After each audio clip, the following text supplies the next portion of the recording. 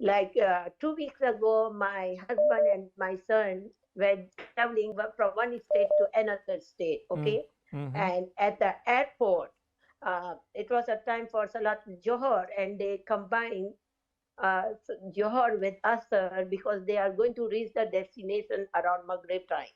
Mm. And they say they did two ekama and they make a jamaat. So I want to know about it.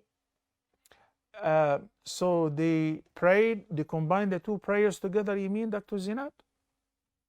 Like they did two rakat, two rakat of Johor prayer at the airport. After they haven't have a flight yet, so they did two rakat for Salatul Johor with one ekama. But they both they both did a jamaat, my son and my husband, and then they did one more ekama, and then they pray Salatul Asr And you were at the before airport. boarding the flight. Okay. Yeah. And it was already Dhuhr time, isn't it? What happened? It was already Dhuhr time. It was a Johor time. Excellent. Yeah, Now it was listen. Friday. Yeah, Now listen yeah. to the answer. When somebody is traveling, we all know the travel distance which permits you to shorten the prayer is about 83 kilometers.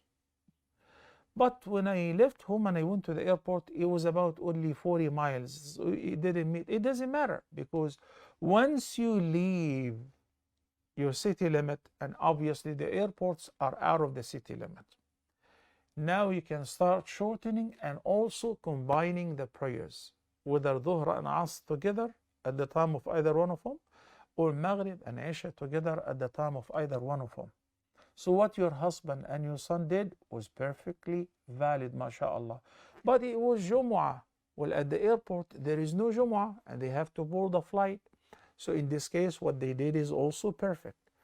Then I would like to bring to the attention of all the viewers, it is not permissible to plan particularly your travel around the Jumu'ah with the intention of missing Jumu'ah.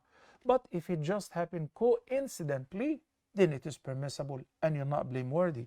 And in this case, while traveling sometimes at the airport, like in Kuala Lumpur, in Nigeria, in Kenya, you find Jumu'ah at the airport, then you should pray the Jumu'ah. There was no Jumu'ah, then pray Dhuhr 2 rak'ahs and Asr 2 rak'ahs with Iqamah for each.